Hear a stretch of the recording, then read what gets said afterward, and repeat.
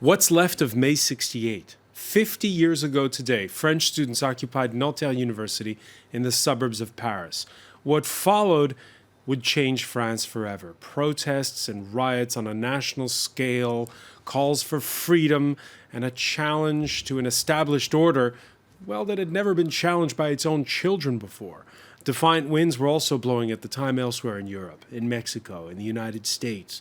In this country in particular, though, every time there's a social movement, someone invariably asks is it another May 68?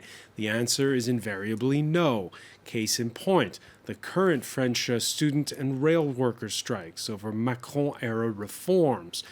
But we will ask how the ideals of yesteryear have morphed into the reality of today. 50 years ago, it was an ideological battle for more freedom, equality, and open society. France's current president, born a full decade after some of our guests manned the barricades, touts himself as open to the world. We'll compare his vision of globalization and theirs. Today in the France 24 debate, why May 68 still matters. And it's an honor to welcome one of France's most prominent sociologists, Alain Touraine, of the French School of Higher Learning and Social Studies, EHESS, and the author of The May Movement and the Post-Industrial Society. So, two different books. Two different books, yeah. Thank you so much for being with us. Thank you. Thanks as well you were at Nanterre University at the time where it all started. Yes, I was head of the sociology department. We'll talk about that in a moment, because one of his students at the time was there. Annette Lévy-Villard, longtime journalist at left-wing daily Libération. Your upcoming book, The Shockwave, and it's about the Me Too movement. But thank you for joining us. Yeah. And I used to be a student of Professor Touraine at the sociology department in May 68 in Nanterre. That's a very nice... I'll ask you in a moment if he was a tough grader. But first, we'll say hello to someone who's a student right now, Caroline Fay. Hi. Postgraduate law student at Paris 2 University and a member of the National Student Union, the UNEF. Thank you for joining us. And Mathieu Grimpré, he teaches history at the Sorbonne Nouvelle University. He co-directed the book Liquider Mai 68, to finish with May 68, question mark? Is that how you translate it? Question mark is very important. The question mark is important. Yeah. Okay, well, hopefully we'll have an answer after our show. The France 24 debate on Facebook and on Twitter, the hashtag F24debate. May the 2nd was the date the movement went national, but it did actually start at Nanterre a little earlier. On March 22nd, 1968, a firebrand young student leads the movement that would take on the Vietnam War, the Prague Spring, the excesses of consumer society. It all started around Daniel Cohn-Bendit, Danny the Red, and the call to do away with single-sex dormitories. Luc Schrago has a look at Nanterre University then and now. Before Alain L'Enfant lectured economics at Paris's Nanterre University, he studied there. L'Enfant would regularly protest at the time over the Vietnam War. On March 22nd, though, 5 of his fellow students were arrested. The other protesters knew a grand gesture was needed to free them, so they took over the top floor of the tallest building on the campus. This room, it was a symbol of power, and that's why we had to occupy the tower's very summit. That night would be spent editing what came to be known as the 142 Manifesto after the 142 student occupants. Led by Daniel Cohn-Bendit, the seeds of revolution were sown. Ce soir, une occupation d'un bâtiment de la faculté de Nanterre. I'd say that Danny had this capacity to express what people expected. He really was, how best to put it, quite the charismatic character. We knew we needed to find a way to cross a new threshold. How could we put pressure on the administration? How could we act as students? We weren't necessarily passive. We wanted to have a role in things. It was a unique new brand of pacifist French youth engaged with politics, an entire demographic that sought more freedom right down to their private lives. Well, it hasn't changed much. This was the reception area, the only place where boys and girls could meet and mix together. 50 years ago, social mores were vastly different. The concept of a girl inviting a boy up to her room was unthinkable, and the results of the student revolt are obvious. This is one of the residents' rooms. Back in the day, it only went from there to there. There are a lot of stories that still do the rounds. How did it start, the problems there were, how did it all kick off between boys and girls? We still talk about it even now. It's been 50 years, but the story gets handed down to every newcomer. Stories and slogans even today still have their place at Nanterre, and the events of that evening on March 22nd have gone down indelibly into the university's history books. Annette Lévy-Villard, so in March, there's the protest movement that starts. March 22 was when we took over the administration building that you just saw. It's the only tower in this university. But it started long before, as your report said, with the fight around dorms, because the boys wanted to be able to visit girls in the dorms, and the regulation was that they couldn't go from the male students' building to the female students' building. It's a reminder of just how different France was then. France was very conservative. It was under de Gaulle. We didn't have abortion. We just had birth control pills in 1967, end of 1967. So we had the first months of birth control. We had to no abortion, very Catholic country, very conservative, and we were in the middle of nowhere in Nanterre, as Professor Touraine will explain to you. It was a brand new university. They wanted to have an American-style campus in France. They never had a campus before. You had just universities in the cities. That was the first university outside Paris first. And they tried to have an American campus, and it was a total failure. A total failure. Alain Touraine, what were you thinking when you saw that the movement starts to snowball? Well, first of all, I joined the Nanterre University in '66, if I remember correctly.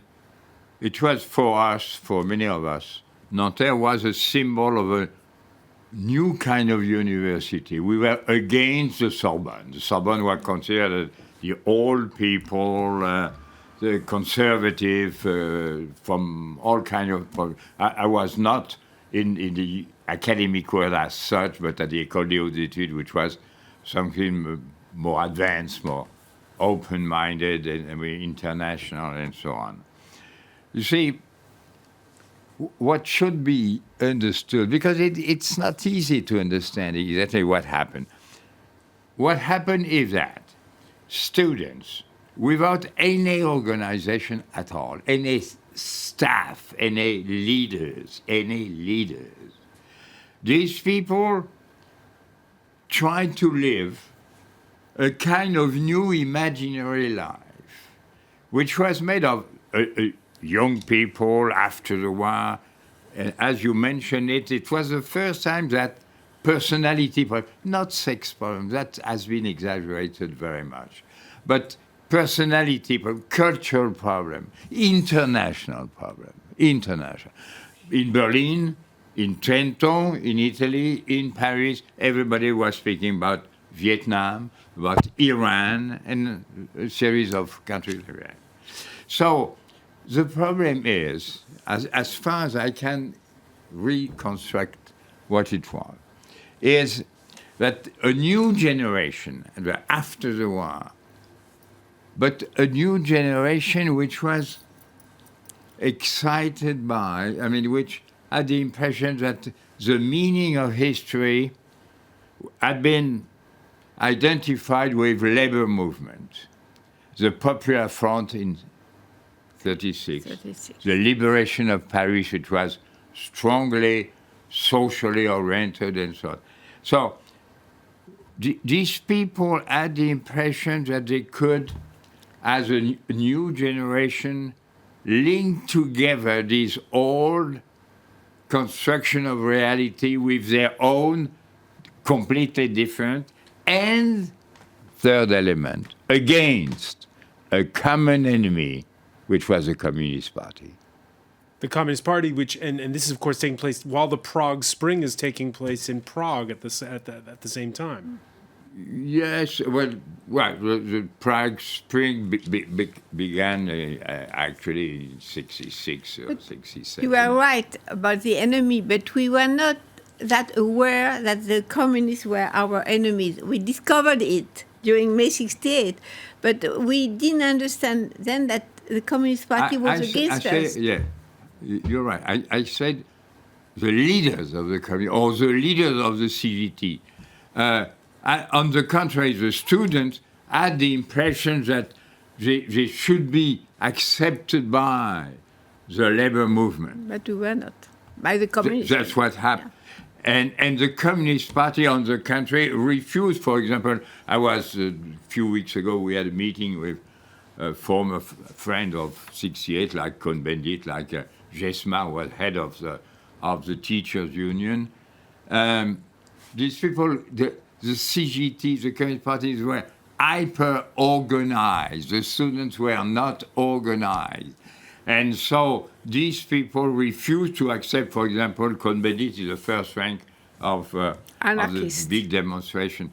So you see, what is really, what I would say is... And just to explain to our viewers that this would morph into a general strike, the workers and the students would strike, but it was the CGT, you mentioned that communist aligned trade union that would end the movement when it would negotiate those deals. But they couldn't control the strikes. I mean, as you just said, people right. went on strike that's why in the factories, but it was not a decision from the unions. It was from the rank and file, which decided to follow the students. Let me get the reaction of the trade unionist among us here. Carolina Fay, your thoughts on this, on how this movement was a movement rebelling against social mores, but also against the established order.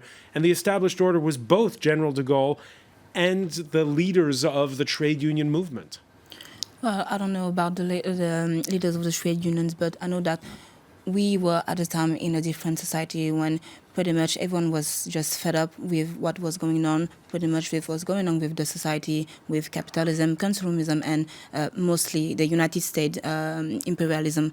And we had all those young people that felt that it was their time to do something, it was their time to take the movement, and yet it began in the universities with students claiming local facts, local victories, and then it just hide up with all that what was going on with the factories and all the workers just going into strikes, and that were, yes, not controlled. It was very spontaneous, and it just grew again and again for the past months.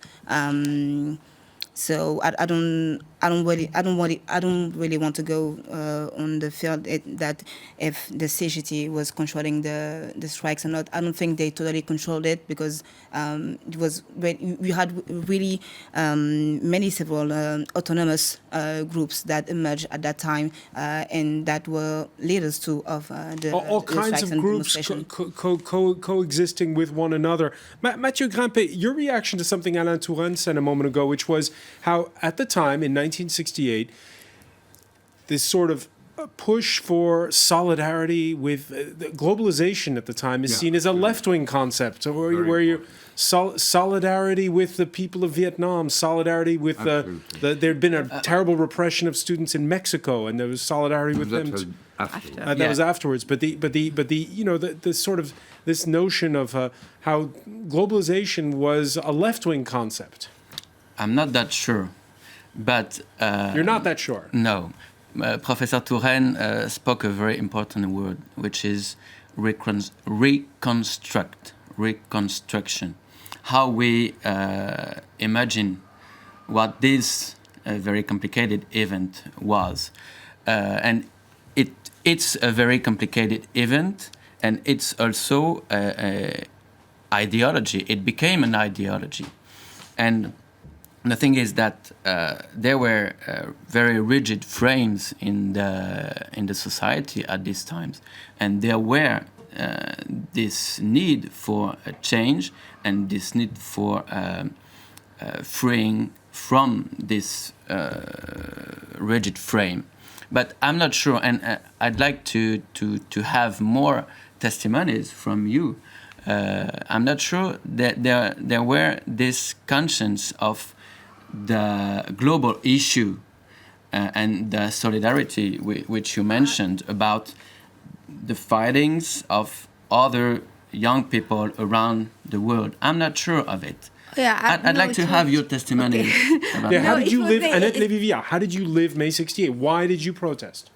Why? Well, I protested before May 68 because I was in the sociology department. We had a first strike in 67. We had striked and we discovered something very important.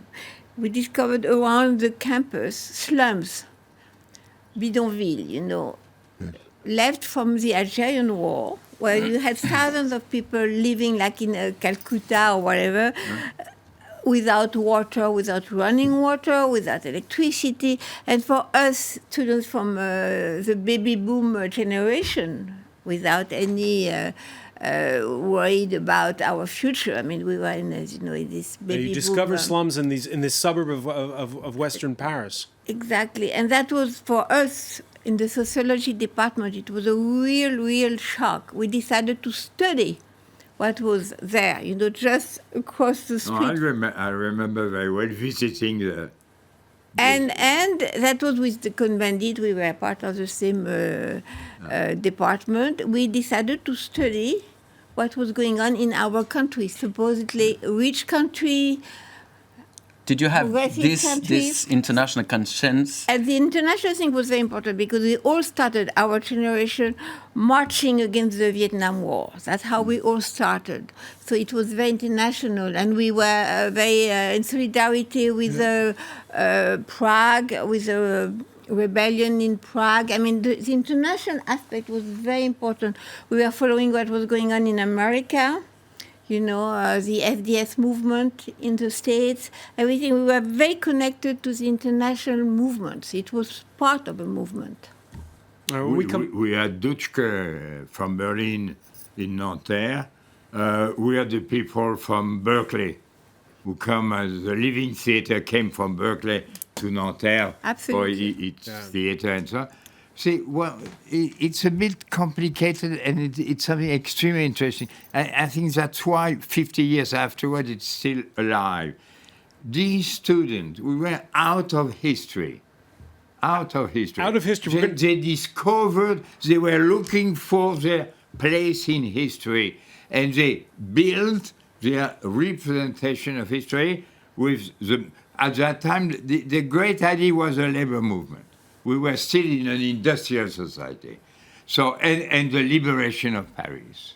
We're going to pick up on that point when we come back about being out of history and whether it's still relevant. So, we're going to take a very quick break. Stay with us. You're watching the France 24 debate.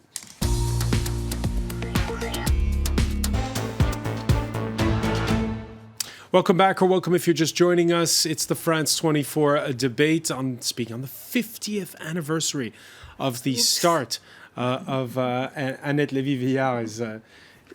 Were you sighing about this? Well, okay, we were 20 in May 68. We won't do the math, we promise. Annette Lévy-Villard, longtime reporter for Libération, and whose upcoming book is called The Shockwave. And it's about the Me Too movement. And Balance ton porc. And Balance ton porc. Which was translated like... Squeal like a pig, the hashtag. In English, it was Rat Your Old Man, which was a kind of weird translation. Okay. Also with us is sociologist Alain Touraine. Annette was one of Professor Tourenne's students at Nanterre. I don't know if you remember her as a student. I must confess I don't. I was not a leader. Okay. And currently with the French School of Higher Learning and Social Studies, EHESS, the author of several books, including The May Movement and The Post-Industrial Society. We're going to talk about post-industrial society in a moment.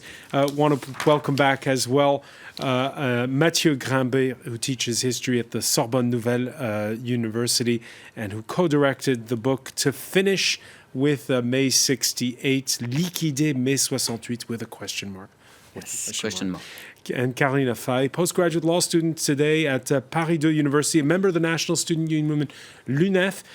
You've been on strike of late, the student movement, which has been protesting over reforms that would increase selection in French universities.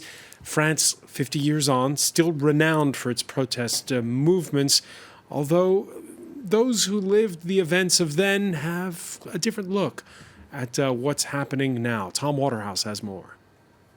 It began as a sit-in in the usually sleepy Paris University of Nanterre, but it quickly snowballed into weeks of violent unrest, some of the worst that France has seen. As workers downed tools en masse, growing numbers of students jumped on the bandwagon to voice their anger at the conservatism of the de Gaulle government. Sarah Makowski was a 20-year-old philosophy student at the Sorbonne when violence flared in May 68. She vividly remembers the moment when riot police moved in to clear the campus. The police were walking up the Boulevard Saint-Michel in a big group, and we were hiding wherever we could. I remember I hid in the hall of a building, and what really hit me was the noise. Amid this incredible silence was the sound of boots on the tarmac. It was awful. But 68 was as much a cultural as a political revolution. At the Beaux-Arts Art School in Paris, a new exhibition celebrating the posters and the slogans from 50 years ago has gone on display. But while these colourful cultural relics continue to draw in the crowds, some say the real spirit of 68 is slipping further and further away. The street doesn't exist anymore. There isn't that culture of protest. People don't believe in it anymore. And then there's this disunity, which you see in lots of protests. If they're coming, I'm not going. Organizing something collective these days is a tall order. Almost as quickly as the unrest flared, the barricades were dismantled and the flames of discontent died down. Even President de Gaulle, the man who so many had tried to push from power, went on to win at the polls. Yet 50 years on, another French leader is ruffling feathers. Some are even asking if May 2018 could be a repeat of May 68, as students hold fresh sit-ins and workers go on strike, this time in anger at President Macron's reform plans. All right, so far they haven't snowballed. In fact, the movement, be it with the rail workers, and there's another strike day taking place this Wednesday, it's subsiding a little bit, it seems. Same with the students. A lot of them have gone back to class. Let me ask you, Carolina Fay, what's your reaction when you heard that older gentleman in that report saying, today there's no solidarity, people among different movements. They're unable to coexist when people don't agree with one another? Well, I'll just say that it takes time, and for this contestation, it started way back in November, actually, and then we had like this burst of strikes going on, and the university is being occupied in March, April, and it's getting like bigger and bigger, and we have it's receding a little bit now. Well, it's kind of a complicated period because in every university you have finals exams that are coming. So we have still some universities that decided to hold the finals. And the thing is, the mobilized students, they're trying to find a solution for people to go to the finals because they know it's important, and you have some students that are obligated to attend them, like foreign students that are under some other obligations than French students, for example, for their journey papers, for example. So we've been trying to find solutions, and you have some other universities like Nanterre, which is still occupied, that most of the finals were cancelled. Most of finals be cancelled. Mathieu Grimpré, is France losing its protest culture, as that man said? I don't know. I think the comparison is very difficult because in the field of universities, you had downtown universities at this time in '68. Now you have much more universities. So it's very difficult to compare the figures and the number of students who are on strike. So it's, but I wouldn't say that French people are losing their protest culture. The expression of this culture is really, really different because the society is not the same at all, and the young people are not the same at all. The means of protest are really, really are very, very different now in comparison with the previous times, and you have many more means of protest now that you had before. And if I can add something, at the time in May '68, you had young people that were really interested into politics, which is something that we kind of lost right now. And the second thing is, it's been like 7 or 6 years that we had several governments creating reforms for the higher education, restraining accessibility, governments that wanted to higher the tuition fees, wanted to legalize selection, even though it's only Macron that did it this year. So we have people that have been in the system for 3, 4, maybe 5 years that saw all of that, and they're just waiting and just saying, whatever we're going to do, it's not going to make a change. And it's not the grand ideological battles that of yesteryear. Yeah. Let's take a look just to understand what it was like at the Graffiti, because a lot of, as we've been preparing this show, we've been looking at the graffiti that popped up on the walls of Paris and other big cities during May '68. A lot of it was about police repression.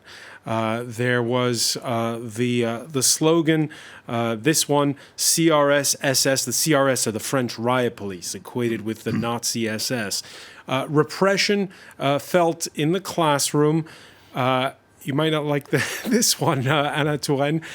Don't say Monsieur le Professeur, say die bitch with an exclamation point. It says in that slogan. Repression, also sexual. The slogan in the famous picture by the great photographer Henri Cartier-Bresson formerly translates as enjoy unhindered rights, but actually jouir here most certainly means enjoy unhindered orgasms. And more broadly, it's about idealism. Be realistic, demand the impossible. Reads that famous slogan on the hashtag F24 debate. We've got one viewer saying, some slogans in translation from Paris: it is forbidden to forbid, enjoy without hindrance, elections a trap for idiots. That's a very polite way of translating it. Yeah, the concerns, very polite. This concerns all of us. And then again, that one we just saw, be realistic, ask for the impossible. What do those slogans tell you? It says that it was about dreaming, utopia, a new society. It's very different from what you described of the Today movement. It was not about universities so much, a little bit about professors, but most of it was about a new society and dreaming. You know the famous slogan, sous les pavés la plage. Underneath the cobblestones, you'll find the sand, but they like the beach is what they mean. Yeah, dreaming about a beach under the pavement. The alienation of this new post-industrial society that we started, this new consumer society. Just to add something is that we were not that worried about unemployment, degrees. I mean, we were this post-war generation without unemployment, and that was we were not anxious about our career. So when did globalization go from being something good in the solidarity with the people of the world to being something bad with what we've seen with Brexit, with I would not see that, the situation like that. You see, we were at that time, 68, it's more or less the end of the post-war reconstruction period everywhere in Europe. Germany, France, England, Italy, and so on. So the economic situation was relatively good. A process of reconstruction was very active, but in a very traditional way. I mean, like the Communist Party, like de Gaulle, like a lot of people, they wanted to have the French economy or the Italian or the German economy reconstructed. What is really new is the preoccupation for individual problems. Not consumption, but the problem of, because it was not yet a period of consumption. It was a period of reconstruction where everybody was giving a priority to the reconstruction of railways, of big buildings, and so on. And nobody was preoccupied with the condition of life. The individual. Individual education, the family, you see. So we discover at that time the role of individual problems, which are now everywhere. At that time, it was absolutely not. And the problem, as I said, and that is extremely interesting, they did not want to be people under the stones, under the cobblestones, the beach. That is not very serious. That, you see, just a couple of people can write a series of graffiti like that.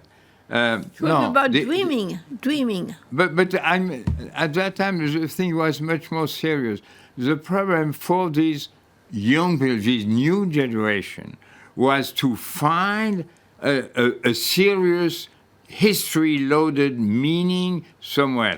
And that could be found only in the labor movement.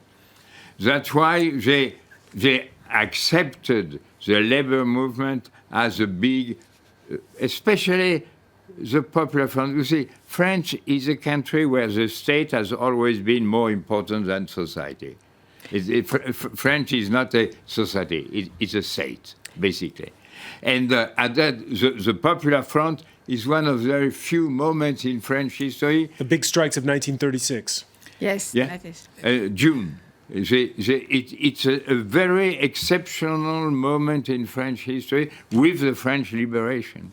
The Paris liberation, we were all of us sons of Paris liberation movement. And so at that time, the idea was to rediscover a sense of history, but against an authoritarian system like the communist system. So the idea was to give to the new generation the relative importance, the historical importance that the labor movement has had, and the war, and the deportation, and so on. So I think what is really important is that's what I said at the beginning, is it was not an organized movement. It was not like a union movement or like a mass demonstration. It was not a mass demonstration. It was really a kind of spontaneous. And when you are spontaneous, when you are not organizing a political action, but trying to find the meaning of your own life, you give yourself an enormous importance. There is one word I would add, is the word revolution, because we still It was not a revolution. It was not, but we believed it was. There was a huge misunderstanding. It was much more a movement of liberation. I was walking on the streets of Paris for nights and days, and we believed it was a revolution. It was not, I agree with you, and the polls, as you just said, at the end of May, but gave a huge majority. The people went on the right bank, not very far from the center of power. Nobody was preoccupied with taking a ministry or the stock exchange or what? They didn't tax the state. Like now, when you see demonstrations like in Paris last night, May 2018, it's against the state. Exactly. And that was not. We walked by the National Assembly and all the institutions. We didn't Nobody tax them. cared. We didn't because we were not. We didn't want to destroy the state. How do you explain that? We did not want to destroy the state, but we wanted They were not preoccupied I would say, with Professor Touraine, a soft revolution. We were not into destroying the state of France. Because maybe because it looked like an outburst of life, a blossoming, whereas the current protest today looks like something more like destruction. It's a protest against something. We are more positive. Whereas or just as Caroline described it, pragmatic concerns of people who want to get the best education possible, and so they're sectorial demands according to whether you're... The point is that education were not important in May. The point is that now... exactly like at Berkeley or at Columbia in 1968. I'm not sure there is something about dreaming in the protest today, whereas at these times there were, as you say, dreams or dreams of dream or dreaming. Caroline, if I speak honestly here, a survey came out in one of the French newspapers, Libération, you're a newspaper that you know well, Annette, saying how young people today have a favorable opinion of May 1968. Today, this morning. But is it really something relevant for people who are students like today? Che Guevara. Well, I think it's an icon. Very caricatural. How we always talk about young people and May 68 because what young people always want to dream, they're idealists, they believe in utopia. What we have today, it's nothing about that. It's not about taking down the state. It's not about firing up a new revolution. It's just about what you said, really pragmatic goals. We have people who are suffering from precarity, from the loss of jobs, many students that graduate. So 68 doesn't make you dream? Well, it's always kind. It's always great to hear about it, to talk about it with people who were there at the time, but we are in a very, very different society. And from my perspective, to be honest, I'm not sure that the goal of the movement is to recreate May 68. But although I can recognize that the method that they used at the time were really effective to get what they wanted. And those methods, they have nothing to do with being extremely radical. It's just about protesting, just about taking back our homes that are the universities and make sure that they are well funded, that everyone can get into it, that the moment you're into it, the ministry and the government will do everything in their power for you to get your degree and have a really high quality education when you are in the system. Caroline, I want to thank you, and Anne Touraine, who said that the history of May 68 is still something that's hasn't yet been formally decided upon. It's still a work in progress. What exactly it'll mean? You see, what has disappeared, I think, is that at that time, I was professor of history. I mean, I was as a student. I mean, I studied history. So these people had a strong view of history. Today, it has disappeared completely. People survive in a strange world. We don't know where it's going on. And there is a need for history. Yes, I mean, to reconstruct, to find a meaning of history after the Second World War, after the concentration camps, after the occupation by the Nazi of the country and so on.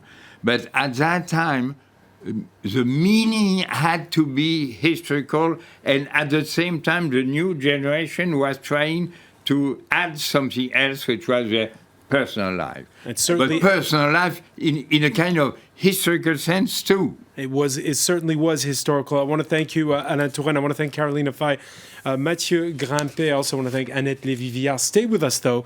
Media Watch is next.